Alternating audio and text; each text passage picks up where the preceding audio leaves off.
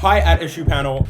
Hello. My question for the At Issue panel is, I want to end 2021 on a high note, and so my question for the At Issue panelists is this. My question for the At Issue panel is... I have two questions for the At Issue panel today.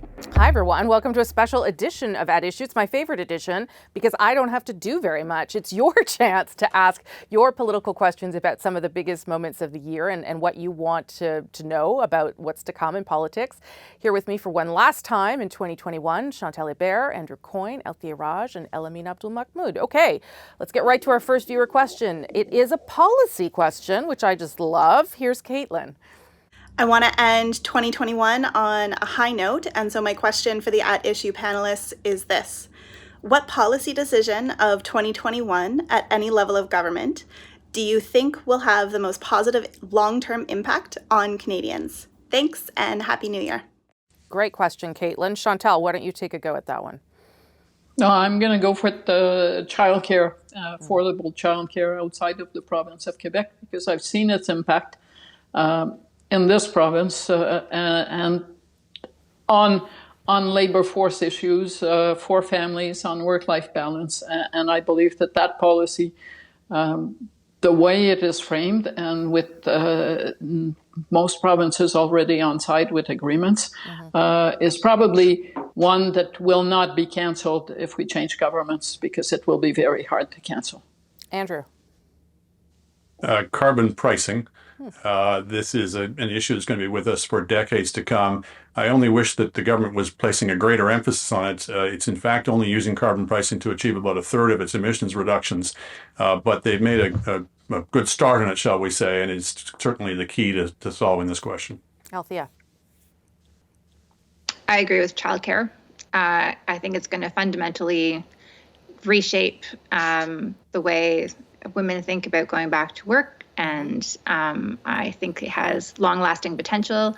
I will note that Pierre Poilievre has said that the Conservatives do not support it, but I think there's going to be such a popularity push from the Premier is that even if some are maybe ideologically opposed, that this is a new program. And it's kind of rare that you build a new program in a social safety net. So that's definitely, I think, hats off 2021. That was the biggest accomplishment. And it kind of came out of nowhere. Yeah, no, it did. It took a pandemic to get the country to finally do it, because it's sure been talked about for decades. Elamin. Yeah. I'll go back to a health decision that I think a lot of people expressed some doubt about when they sort of rolled out, and then eventually turned out to be the right one.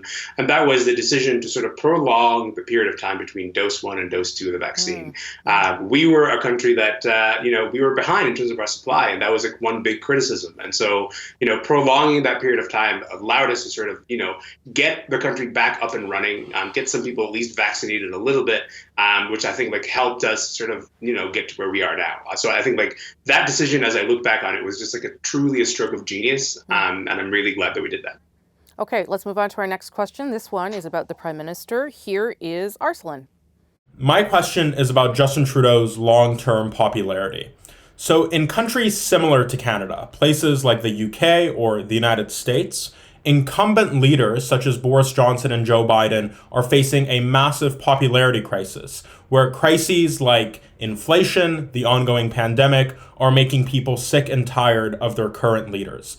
Justin Trudeau doesn't seem to be experiencing the same in this country. So my question is, first, what do you think is different about Mr. Trudeau that has made him somewhat more resilient to that loss of popularity? And second, do you think he can remain resilient in that way for long, or will his popularity suffer in 2022 if the pandemic does not end once and for all? Thoughtful question. Andrew, want to take a stab at that? I think the main difference is he suffered his loss of popularity a couple of years ago. He was once, up. I mean, to be frank, he was once sailing along in the high 40s or 50s in the approval ratings. He dropped about 20 points, and he's really never really recovered. And in fact, we saw that in the election. He'd become a liability rather than an asset for the party. The main thing is, in our system, you can still win elections with 32% of the vote. Yeah. So I think that's still a problem for them, and that's one of the reasons why, while Liberals support him now, not a lot of them are terribly keen on seeing him lead them into the next election. Although Althia, and you can take his word or not, he says he's going to be the leader in the next election. He has to say that. If he doesn't say that, we would all be writing his obit, and we would be all focused on who the next leader is going to be, and that would also affect the government's ability to actually get its agenda through the bureaucracy. Like, he absolutely has to say he's going to stay. I don't know if I entirely agree with Andrew. I think that Justin Trudeau is still the Liberal Party's best asset. He's just a greatly diminished asset. And I do agree that on the doorstep, the loss of popularity was an issue. MPs certainly have complained about that. I think one thing that you're seeing is that he's putting the team much more forward. Just before Christmas, there were a bunch of press conferences in responding to the pandemic that didn't feature the Prime Minister. Chrystia Freeland is being brought on international trips. You're seeing him take kind of a step back. And I think that is a realization that they are preparing for what is coming ahead, but also that maybe Canadians are sick and tired of seeing Justin Trudeau every day. So it's definitely something to keep watching. We did see him every day there for a while. That's for sure. Elamin. I mean, I think one thing in order for his popularity to take a dip, there has to be, options to look elsewhere. I think that he's been helped by the lack of competition that is at his level at the moment. He's by far the longest serving leader right now, but also he's, compared to the rest of the field, he's very charismatic, very clear speaking. He's also done a pretty good job of insulating himself against very specific criticism by sort of passing the baton to the provinces. The childcare policy is a really good example of that. And so I think it's a combination of not a lot of competition at the moment, and also pretty strategic insulation from criticism. Chantal. I agree. I think part of the enduring popularity, if you want to call it that, of Justin Trudeau is sourced in the Conservative failure to offer an alternative that the plurality of Canadians across the country would find acceptable, and he benefits from that. But I would also note that in this country, prime ministers have tended to fare rather well as a result of crises, even those that they have mismanaged. Think of Jean Chrétien and the referendum and the post-referendum period. Think of Stephen Harper and the global financial crisis. It actually tends to help government leaders to have an issue that they can focus on, that everyone wants them to focus on. Okay, we're going to do one more in this round. We have a lot of questions about Bill 21 in Quebec, given it's back in the news. Here's what Raj wanted to know. My question for the At Issue panel is, as multiculturalism is the hallmark of our pluralism, Bill 21 is an anachronism. It is antithetical to all the core values of inclusiveness that define us as Canadians. If the Supreme Court of Canada were to rule in its favor, what avenues are left for us to pursue in order to protect the rights of immigrants? Okay, good question, Raj. Chantal, you want to try that one? Yes, and I'll take issue with the rights of immigrants, because I don't think that the people who are under Bill 21 are necessarily immigrants. Many of them are Quebecers, born and bred, second generation. Yeah. Second, there are two issues. Based on the first court ruling, I don't think the Supreme Court will find that Bill 21 is constitutional, but it will likely find that the notwithstanding clause that protects it from the Charter means that the law can continue to be implemented. And that basically means that this is a clause that has to be revoted every 5 years. So what this person is asking is, what's the out if the Supreme Court says we can't touch this law? The out is a change in the Quebec outlook on Bill 21 and a new government that does not want to protect it and shelter it from the Charter. I hadn't thought of that, just letting it expire if everyone sort of is in agreement with that. That's what the Liberals say they would do if they were elected to power. Now, for some reason, I'll believe it when I see it. Okay, quickly, Althia. She means the provincial Liberals, not the federal Liberals. Yeah. I I'm going to take a different crack at it. I agree with everything Chantal said. I think that probably the federal intervention at the Supreme Court will focus on the use of the notwithstanding clause. The Supreme Court has basically interpreted the clause incredibly broadly, like has not put any constraints around it when it was asked to do so in 1988. So I think it's possible that the justices try to define the use of the notwithstanding clause. That would be really interesting. Is the clause meant to only be used once a court rules against you and not to be used preemptively? I would think that would be very fascinating and interesting. Yeah, and potentially very provocative too for the provinces. Elamin. Well, I think it's actually possible that the Quebec government is really underestimating how much the rest of Canada cares about this issue. I think this is one of those issues that has really broken through nationally. We see that, the city of Brampton, city of Calgary are joining in a legal challenge against the bill. And I think that's interesting for a few reasons, because I think it could mobilize the federal government to intervene, or at least allow them to intervene in a meaningful way, like Althia just said, in a way they might have not been motivated to particularly do so before. So I think that's what might change the calculus here. But aside from that, it's really waiting for it to expire. Andrew, last word. I think there are larger issues in play than just the specific issue of religious minorities in Quebec.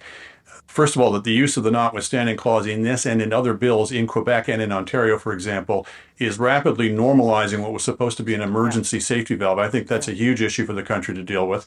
And secondly, the sort of shrugging attitude amongst our federal leaders that this is just a matter for Quebec to decide, that this is just a matter of sort of provincial rights, I think is corrosive of our sense of ourselves as a country. In the United States, if federal leaders had taken that approach in the United States, the schools would still be segregated. At some point, you have to say, this involves all of us. This isn't just a provincial matter.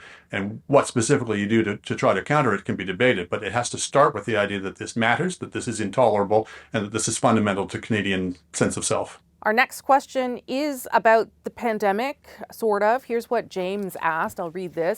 Given the recent COVID-19 modeling projections for Ontario, if the Ontario government were to impose another lockdown, how does the panel think this would affect Doug Ford's re-election chances in June? I guess you have to first believe that he would impose another lockdown, and I'm not sure I believe that. But Elamin, you start us off. I mean, I have to say that it would basically just remind people of the early missteps of the pandemic. And I think that's probably the worst possible consequence for Doug Ford at this point. There have been quite a few times where Doug Ford's actions lagged behind expert advice. He took a hit in the polls in those days. He was on his way to recovering, and then now the Omicron variant has come. And I think if you get into that cycle again of lagging behind expert advice, that's something that will definitely hurt his chances when we get to the election. He seems to be a little more responsive to Omicron. Yes. Maybe I'm wrong. Andrew, your thoughts on what would happen if Doug Ford had to impose more restrictions? Well, I agree with you that the last round was closer to being on the mark than I think he's been in the past. Sure. I think he got some credit for it, some praise for it. I think he's been having a better several months, frankly. Some of the policy announcements they've been coming out have actually been, I think, fairly well considered in terms of their electoral prospects and meeting the real needs of people.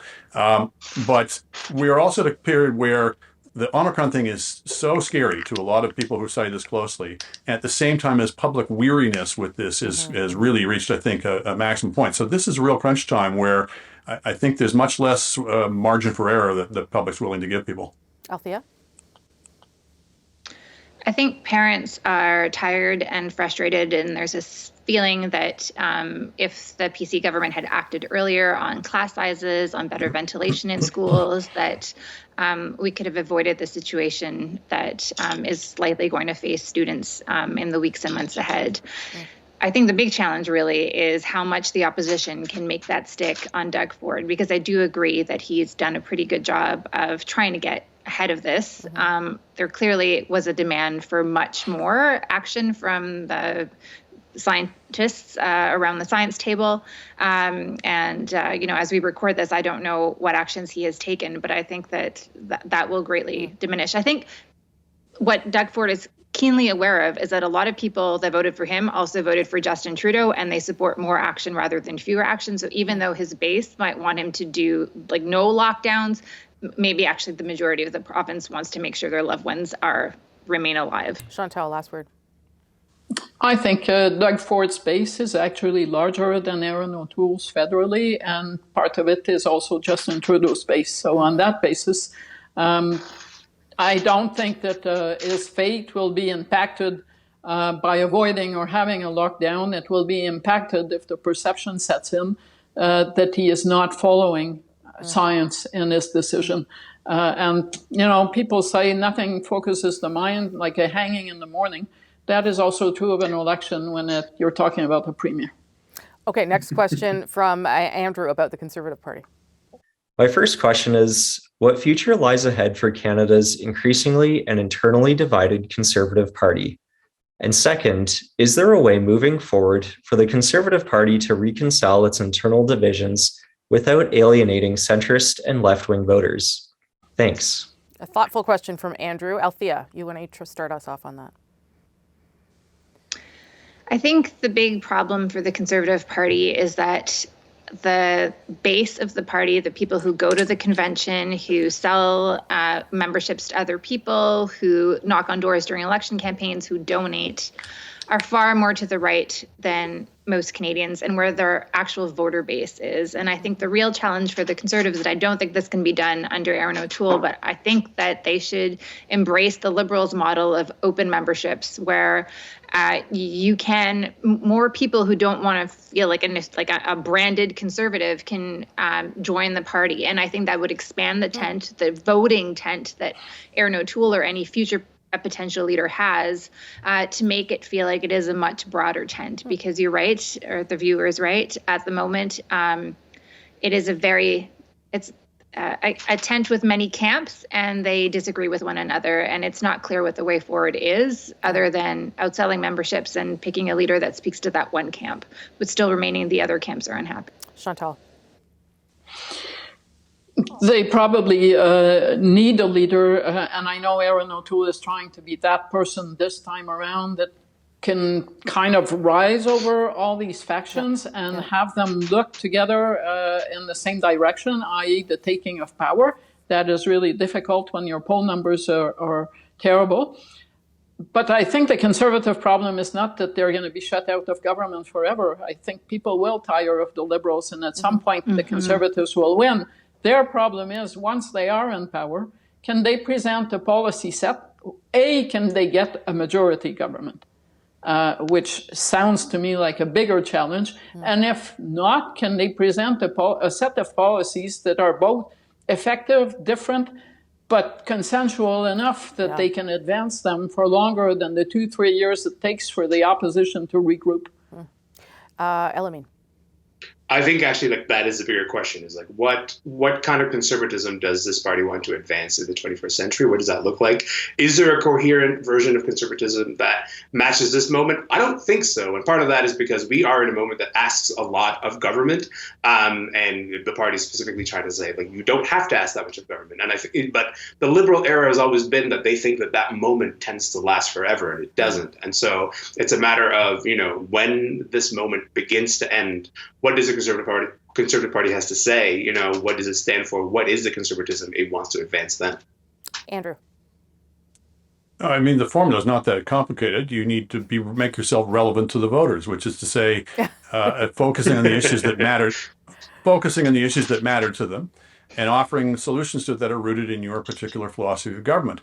The two rabbit holes I think they have to avoid going down is, on the one hand, the populist culture war fight that a lot of people on the so-called right these days seem transfixed by, but on the other hand, not simply aping the Liberals and making themselves over into Liberals light. In between those two, there is, I think, an area where you can search for overlap between what you believe and what the public is willing to buy, particularly, I think, in the area of the economy. So focusing on the economy, focusing on practical solutions rooted in a conservative philosophy, I think is the way to keep both peace in the party and reach out to the mainstream. Yeah, I think that's what they're trying to do right now. We'll see whether they can make it happen or not. One more question, this one about climate and reconciliation. Here's Marin. Prime Minister Trudeau has both stated that climate action and reconciliation are priorities to him and his government.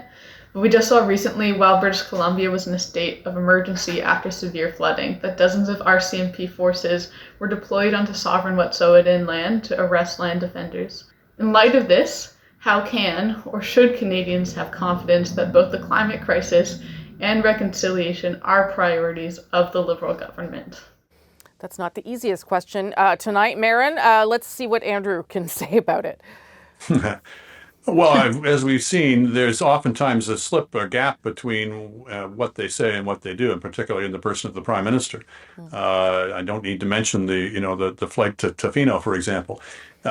So they do have something to prove. On the other hand, so you can say actions speak louder than words. On the other hand, $170 a ton carbon price and a $40 billion reparations fund, that both of those speak pretty loudly. So I think they are starting to earn a little more credit on that than they might have deserved in the past. Chantal? No government is going to be found perfect by advocates on either issue. But this government has pushed the climate change envelope further than any of its predecessors since Brian Mulroney. Jean Chrétien and Stephen Harper didn't much care for environmental policy, frankly. And the same can be said about Indigenous reconciliation. But nobody said that everybody would always be satisfied with the handling of every single issue. It's too complex for that. Althia? I agree, I think, with what the two other panelists are saying, in the sense that the government's will is there. And I think that's embodied in the ministers that are in charge of those files, who are really deeply committed to making headway on these files. The problem the government has had, though, is when it comes to implementation. They're really good at making announcements about things they're going to do, but when it comes to actually fleshing out the policy and the regulations to make things happen, to reach those climate targets, that's where the government has fallen short. And frankly, they have like 18 months to prove to us that they're, especially on climate change, that they are committed to the commitments that they have made just before this election. Elamin, last word to you. I mean, I have to say that this is a government that has been pretty prone to speechifying, but as we've just mentioned, like, they have put some pretty significant things on the table. I think the fact that they have Stephen Guilbeault as the environment minister is a big deal. I think that the carbon tax is a huge move, but also we have to think about, as Andrew raised, the $40 billion reparations fund. What those telegraph is seriousness of intent in terms of action. I think what we have to measure that against is what other people expect that action to look like. And I think Chantal is probably right in the sense that sometimes you will do all those things and people out in the street will say, you're doing nothing, which isn't quite true. It's just not quite the bar that people are expecting. And so that will always be the problem, is sort of the gap between what people expect from government and what government is actually doing. All right. Thank you. Thank all of you. Thanks to everyone who sent in a question. I'll see you all back here in 2022. Thanks.